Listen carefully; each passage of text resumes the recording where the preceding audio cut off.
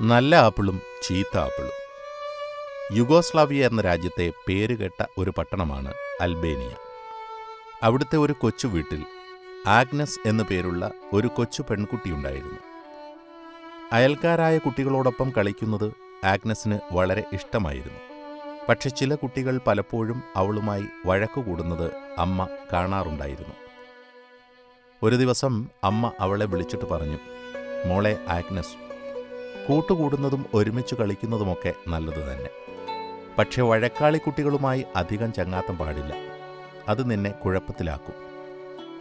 ശരിയമ്മേ, ഞാൻ നല്ല കൂട്ടുകാരുമായി മാത്രമേ ചങ്ങാത്തം കൂടുകയുള്ളൂ. ആഗ്നസ് അമ്മയ്ക്ക് വാക്കുകൊടുത്തു.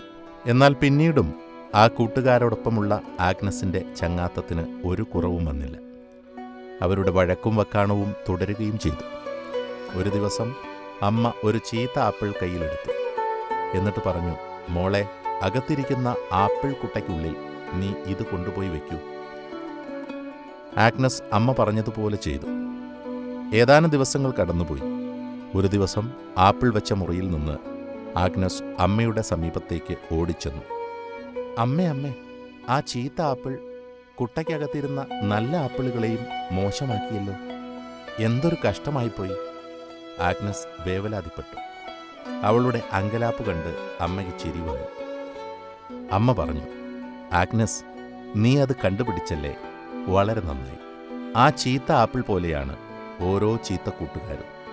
അവർ നല്ല കൂട്ടുകാരെയും ദുഷിപ്പിക്കും. ശരിയമ്മേ, മേലിൽ ഞാൻ അത്തരം കൂട്ടുകാരിൽ നിന്ന് അകന്നു നിന്നോളാം. ആഗ്നസ് അമ്മയ്ക്ക് വാക്കു നൽകി. അവൾ പിന്നീട് ഒരിക്കലും വഴക്കാളി കുട്ടികളുമായി കൂട്ടുകൂടാൻ പോയില്ല.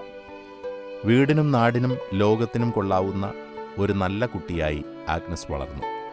അവളാണ് പിൽക്കാലത്ത് ഈ വിശ്വം മുഴുവൻ ആദരിക്കുന്ന മദർ തെരേസയായി വളർന്നു വന്നത്.